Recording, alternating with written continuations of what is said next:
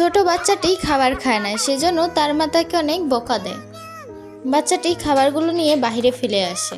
বাচ্চাটির মা ভাবে সে সব খাবার শেষ করেছে, তাই তার প্রশংসা করে।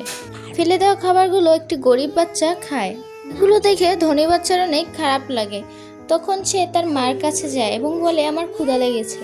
বাচ্চাটির মা তাকে খাবার দেয়। বাচ্চাটি খাবারগুলো পেয়ে বাইরে চলে যায়। গরিব বাচ্চাটির কাছে সেই খাবারগুলো দেয়। বাসায় এসে সে মাকে আবার খাবারের কথা বলে।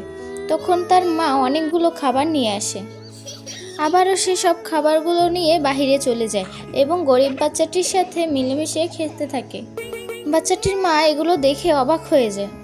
তখন সে ওদের কাছে যায় এবং জানতে পারে গরিব বাচ্চাটির বাবা মা মারা গিয়েছে।